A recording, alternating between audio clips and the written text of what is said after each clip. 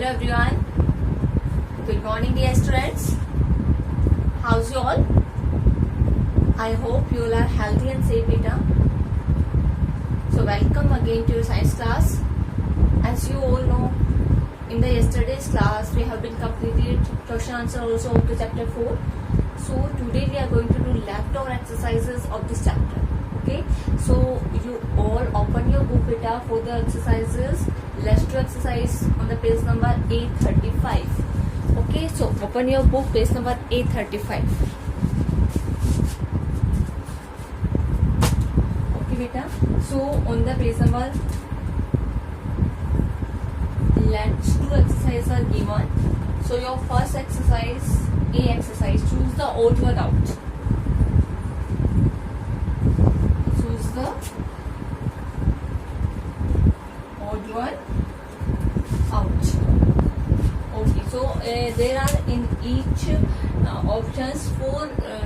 Yes, in each question 4 options are given. So you read the each and every word very carefully, and after that circle the odd one out. जो ओड है mean जो सबसे अलग लगता है चारों में से, सो उसे हमें क्या करना है, सर्कल करना है बेटा.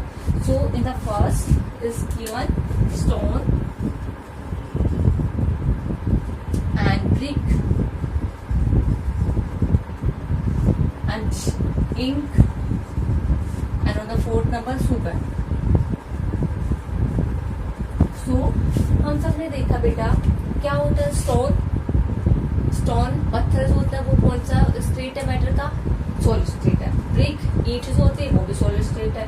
इंक जो होती है वो लिक्विड स्टेट है. एंड सुगर जो होता है, sugar is also solid state. So हमें इन चारों में से जो ओड वन है, जो सबसे अलग है, तो हमने देखा कि stone, brick and sugar, this all are solid form. Yes, only ink are liquid form. So which one is odd? Ink is odd. So हमें क्या करना है, ink को सर्कल कर देना. Okay. After that, number 2 is okay, oxygen, carbon dioxide,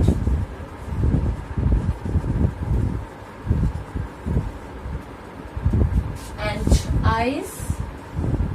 And on the fourth number nitrogen.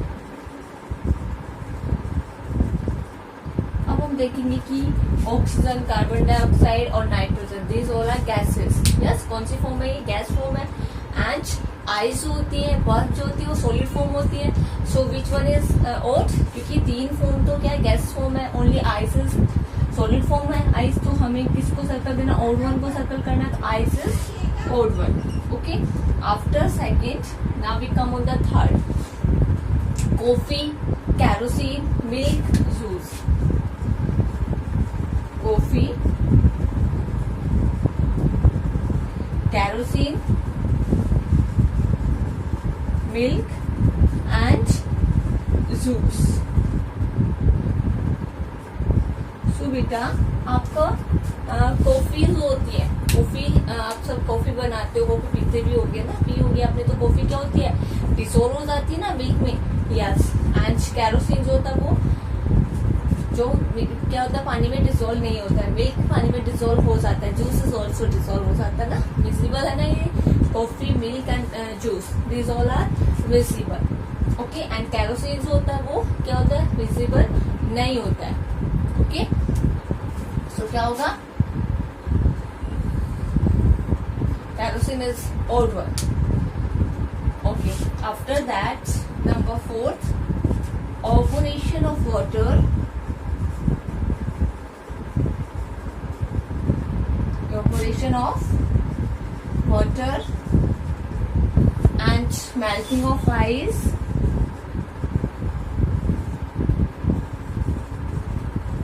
Okay. And third one is, I am writing down, condensation of steam. Condensation of steam. And fourth is burning of coal. Burning of coal. Okay. So देखिए बेटा, evaporation of water means water का भाप उत्सर्जन होना, means पानी से भाप बनना. Okay, and melting of ice, ice का पिघलना, बर्फ का पिघल जाना, and condensation of steam, steam का दोबारा से क्या होना, कूल सरफेस को टच करके water droplet banana. Okay, and burning of coil means कोयले का जलना। तो इन चारों में हमने देखा कि evaporation of water, melting of ice and condensation of steam, these all are physical changes. Means उसका फिजिकल चेंज हो रहा है जिसको कि हम क्या करते हैं, रिवर्सेबल कर सकते हैं, मीन्स दोबारा से उनको अपनी पुरानी वाली पोजीशन में ला सकते हैं। बट बर्निंग ऑफ कॉल्स होता है, ये क्या है, केमिकल चेंज है, इसमें क्या होता है, एक न्यू सब्सटेंस बनता है, ये रिवर्सेबल नहीं है, परमानेंट क्या होता है ये। सो विच वन इज और burning of coal is oat. Okay, so in the fourth you circle burning of coal. Now next number 5th is sugar, sand and chalk and wood. Okay, so क्या है बेटा, अब हम देखेंगे कि sugar, sand, chalk, would. और इसमें हम देखेंगे कि शुगर जो होता है वो, अगर हम शुगर सॉलिड फॉर्म, अगर हम देखेंगे sand is also solid, chalk is also solid, would is also solid, तो ये सारे सॉलिड फॉर्म है ना। सो हम देखेंगे कि सैंड जो होता है वो पानी में डिसॉल्व होता है, नहीं। And chalk is also not dissolve, and would भी डिसॉल्व नहीं होता, एंड शुगर पानी में डिसॉल्व हो जाता है। तो विच वन इज, और शुगर जो होता है वो सबसे अलग है, क्योंकि शुगर जो होता है पानी में डिसॉल्व हो जाता है, और ये तीनों जो होते हैं इमिजिबल है, मीन्स पानी में डिसॉल्व नहीं होते हैं। ओके, सो ये क्या है बेटा, अनमिक्सेबल है और ये मिक्सेबल है। ओके, शुगर क्या होती है, मिक्स हो जाती है पानी में। सो ये क्या हो गया हमारा, choose the odd one out. So you also, okay beta, read the each and every word very carefully. After that you write you circle the odd word. Okay, after A exercise, B, we come on the next exercise, B exercise. Exercise B is beta, draw the arrangement of molecules of आपको molecules का arrangement draw करना for a book के लिए, and water के लिए, oxygen के लिए, in the space provided. सो आपका नंबर 1 इस तरह से स्पेस प्रोवाइड किया हुआ बेटा आपको। ओके, ये क्या हो गया, आपको बुक के लिए इसमें मॉलिक्यूल्स का अरेंजमेंट बताना है। आफ्टर दैट नंबर 2 पर हमारा दिया हुआ है वाटर,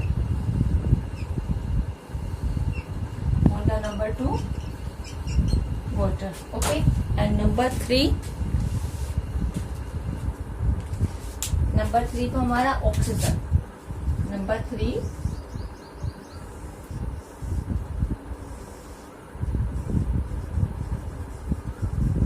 ऑक्सीजन। सो अब हमें आपको पता है कि book is a solid form. Okay, book कौन सी फॉर्म है, सॉलिड। इसका एग्जाम्पल सॉलिड का, वाटर लिक्विड का, एंड जो हमारा ऑक्सीजन है, ऑक्सीजन गैस का। सो आपको इसमें मॉलिक्यूल्स का अरेंजमेंट जो हमने देखा था, ओके, तो उस तरह से आपको क्या करना है, इसमें मॉलिक्यूल्स का अरेंजमेंट शो करना है बेटा। सो आप, I hope you do it और सेल्फ, अपने आप कर सकते हो, यस, या फिर मुझे करवाने की जरूरत है। सो मैं आपको अभी एक बार समझा देती हूँ किस तरह से करना है आपको। जैसे सॉलिड में, बुक में किस तरह से होता है बेटा मॉलिक्यूल्स का अरेंजमेंट।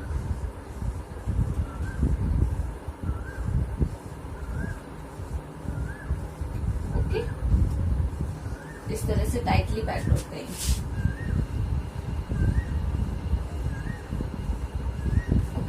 एंड जो वाटर जो होता है, वाटर में किस तरह से होता है मॉलिक्यूल्स का अरेंजमेंट,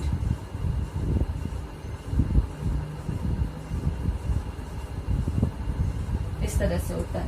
ओके, एंड ऑक्सीजन में किस तरह से होता है, आप वाटर को शो कर सकते हो, जैसे कि या तो बकेट में या टब में, जैसे भी आप शो करना चाहो उस तरह से शो करके भी आप इसमें मॉलिक्यूल्स का अरेंजमेंट दिखा सकते हो। Okay, and after that oxygen. Oxygen क्या है, गैस है, तो ऑक्सीजन का अरेंजमेंट किस तरह से होता है, इसमें मॉलिक्यूल्स फ्रीली मूव करते हैं इस तरह से।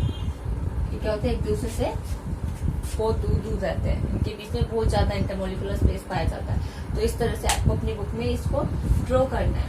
ओके, तो ये है आपका मॉलिक्यूल्स का अरेंजमेंट। ओके बेटा, so now after B exercise, now we come on the next exercise.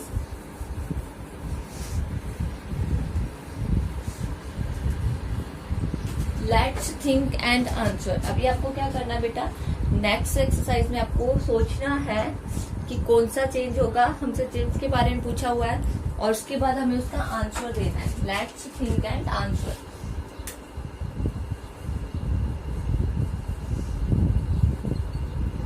Think and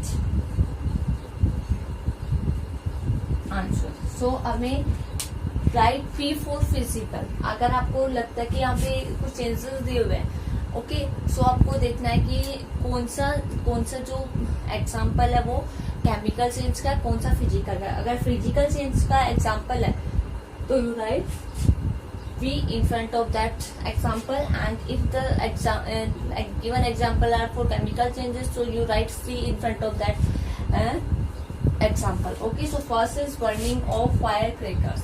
So अब हमें वन बाय वन देखो। सबसे पहला हमारा दिया हुआ बेटा burning of fire crackers. Okay, तो फायर क्रेकर जो होते हैं बेटा, वो किसका एग्जांपल होता है? Fire crackers. यस, जब हम पटाखों को जलाते हैं तो फायर क्रेकर किसका एग्जांपल होगा? That is example for chemical change, क्योंकि वो क्या होता है, परमानेंट चेंज होता है। अगर हमने एक बार फायर क्रेकर जला दिया तो हम दोबारा से उसे फायर क्रेकर में चेंज नहीं कर सकते। So it's a chemical change. Okay, after that number two है हमारा boiling of potatoes. Boiling of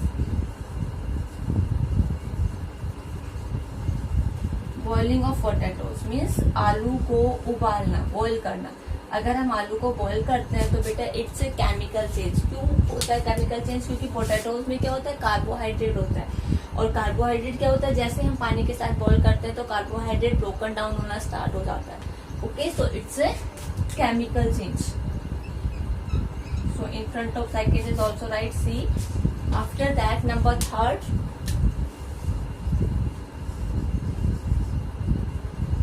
cutting of cloth. कपड़े को काटना।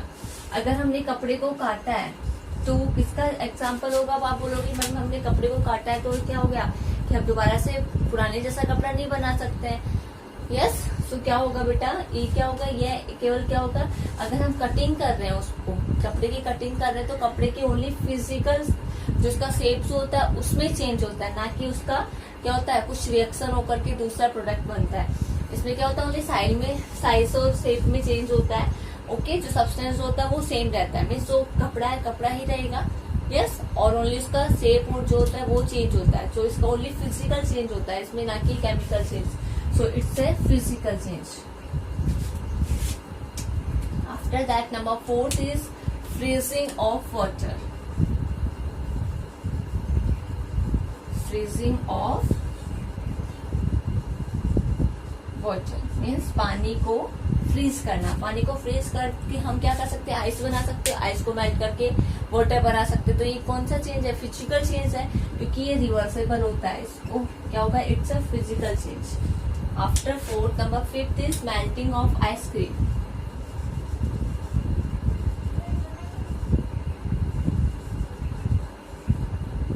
Melting of ice cream. आइसक्रीम का मेल्ट होना it's also of physical change, क्योंकि आइसक्रीम जो होती है अगर हमने उसको अगर हमने फ्रिज से बाहर रख दिया तो क्या होगी, मेल्ट हो जाएगी, और अगर हमने वापस फ्रिज में रख दी तो वापस वो फ्रीज हो जाएगी, जम जाएगी। तो इस तरह से क्या होगा, ओनली ये फिजिकल चेंज है, क्योंकि रिवर्सेबल है, इसमें कोई नया प्रोडक्ट नहीं बन रहा है, नया सब्सटेंस हमें नहीं मिल रहा है। Yes, only melting of ice is a physical change. After fifth, number 6 is melting of wax. Melting of wax, wax का मेल्ट होना, जैसे मैंने आपको पहले ही बताया था कि वैक्स का मेल्ट होना क्या है, फिजिकल चेंज है, ना कि केमिकल चेंज। अगर हम बर्न कर रहे हैं, कैंडल को बर्न कर रहे हैं, वैक्स मीन्स मोम जो होता है, अगर मोमबत्ती को कैंडल को अगर हमने बर्न किया दैट इज केमिकल चेंज। ये क्या है, ओनली फिजिकल चेंज, उसका फिजिकल चेंज हो रहा है, ना कि उसका केमिकल चेंज। ओनली अगर वैक्स मेल्ट हुई है तो दोबारा से अगर वो क्या होगी, यस उसको कूल डाउन होने पर वो दोबारा सॉलिड फॉर्म में बन जाती है, और हीट करते हैं तो वो लिक्विड फॉर्म में हो जाती है। After 6 number 7 is baking of cookies.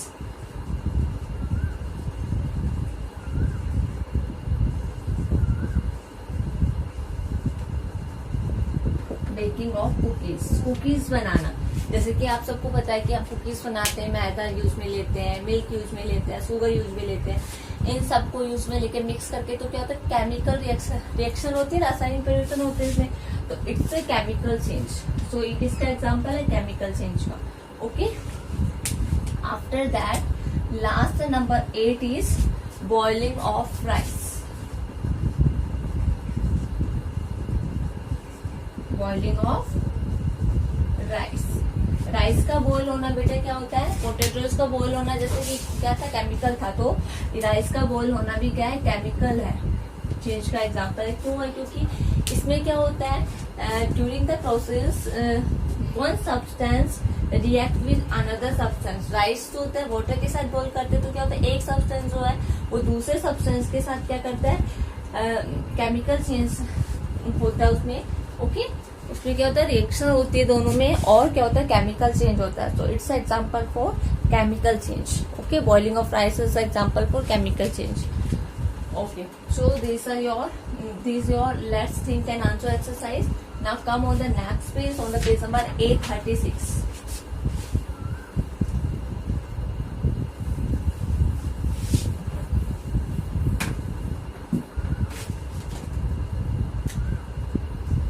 Okay, so on the page number 836, let's accurate. Okay, liquid can flow. Your question is liquid can value based questions है, it's a value based question. Liquid can flow from one place to another. Liquid जो होता है flow कर सकता है, mean बह सकता है एक जगह से दूसरी जगह पे, but solids can not, solids नहीं। क्यों, बिकॉज सो यार 4 ऑप्शन आर गिवन, सो कौन सा राइट होगा, देखिए first is liquid take the shape of container. Liquid जो होता है वो कंटेनर का शेप ले लेता है। सो इसमें तो कंटेनर का शेप लेने की तो बात ही नहीं, इसमें बहने के लिए बोला है, फ्लो करने के लिए बोला है, तो हम कंटेनर में थोड़ी ना डालकर फ्लो करवाएंगे इसे। Liquid have definite shape, liquid जो होता है उसकी शेप डेफिनेट होती है। After that third is in liquids the force of attraction between molecules is less. जो लिक्विड्स के बीच में अट्रैक्शन का फोर्स होता है मॉलिक्यूल्स के बीच में वो कम होता है। And last and fourth is in liquids the force of attraction between molecules is more. जो लिक्विड्स के बीच में मॉलिक्यूल्स के बीच में जो अट्रैक्शन का फोर्स होता है वो ज्यादा होता है। सो विच वन इज राइट बेटा, क्योंकि लिक्विड्स क्यों फ्लो करते हैं, क्योंकि लिक्विड्स में क्या होता है, मॉलिक्यूल्स के बीच में जो अट्रैक्शन का फोर्स होता है वो क्या होता है, कम होता है comparison to solid. So C option is right. So you write C option पर आपको क्या करना है, टिक कर। ओके, क्योंकि लिक्विड्स में क्या होता है, the force of attraction between the molecules is less. Okay, molecules के बीच में जो अट्रैक्शन का फोर्स है वो कम होता है। Okay, after that let's enhance our life skills. अब देखिए बेटा, आपका लास्ट में आपका एक एक्सपेरिमेंट दिया हुआ है, उसको आपको हम उसको क्या शो करने के लिए दिया हुआ वो हम देखेंगे। सबसे पहले आपका दिया है to see that water expand on freezing. सबसे पहले इसका एम क्या है इस एक्सपेरिमेंट का, कि पानी जो होता है एक्सपेंड होता है, मीन्स फैलता है। एक्सपेंड होता है मीन्स फैलता है, वो कब, ऑन फ्रीजिंग, फ्रीजिंग करने पर उसका विस्तार होता है, एक्सपेंड होता है। ओके, हमने देखा था ना हमारे कॉन्स्ट्रक्शन और एक्सपेंशन की। यस, तो क्या होता है, जो हमारा पानी जो होता है एक्सपेंड होता है फ्रीज करने पर, जैसे कि बढ़ता है। मैंने आपको बताया था कि जब हम उसको फ्रीज करते हैं मीन्स उसको ठंडा करते हैं, क्या होता है, यस, तो क्या होता है, एक्सपेंड होता है। अब हम देखेंगे कि fill a bowl with water and mark the level of water. आपको क्या करना है, एक बाउल लेना है, कटोरी लेना है, उसको पानी से फिल करना है, and mark the level of water, पानी के लेवल के को क्या करना है, मार्क करना है। After that keep the bowl in the freezer, उस बाउल को आपको फ्रीजर में रख देना है। And take it out when the water is completely frozen. जब हम उस पानी पूरी तरह से जम चुका होगा तब हम उसे बाहर निकालेंगे, फ्रिज से बाहर निकालेंगे। And mark the level of ice in the bowl, और आइस का लेवल जो है हम क्या करेंगे, मार्क कर देंगे। आफ्टर दैट ओके, जो हमने पानी का लेवल मार्क किया था, और आफ्टर दैट उसको फ्रीज करने के बाद जो हमारा फ्रीज हुआ है, तो what do you observe, the level of ice is, क्या होगा इससे, तो आपको उसको क्या करना है, so that the occupy space more than water. Okay, so आपको देखना है कि इस एक्सपेरिमेंट को करने के बाद आपको इसमें फिल करना है कि the level of ice is, level जो होता है इसका वो क्या होता है। ओके, तो आपको एक एक्सपेरिमेंट करके देखना है, वेरी बहुत इजी है, तो आप सब कर सकते हो। बाउल लेना है, पानी डालना है, उसमें पानी का लेवल मार्क करना है आपको, एंड आफ्टर दैट उसको फ्रीजर में रख देना। जब सारा पानी फ्रोजन हो जाएगा, मतलब पूरी तरह से जम चुका होगा, तब आपको क्या करना है, उसको बाउल को बाहर निकालना है और जो आइस का लेवल है उसको मार्क करना है। तो आप उसको बताना है कि जो लेवल है आइस का वो क्या हो गया है। ओके, सो इसको आपको पहले एक्सपेरिमेंट करके देखना है, after that you fill it. Okay, beta. So now your chapter 4 complete. So you all do the chapter 4, beta. Word meaning, hard words, name the following question answers. Okay, another exercise. Let's do exercise A, B, and let's think and answer A exercise. Okay, and let's authorize these all fill in your book. Okay, and name the following question answer, word meaning, and hard words. These all write in your fair notebook. And other exercises you fill in your book and learn also. Okay, so now in the next classes we start our revision work, so you learn the chapter 4 completely. Okay, and from next week we start our revision work. Okay beta, so watch the video very carefully and then fill your exercises in book. Thank you.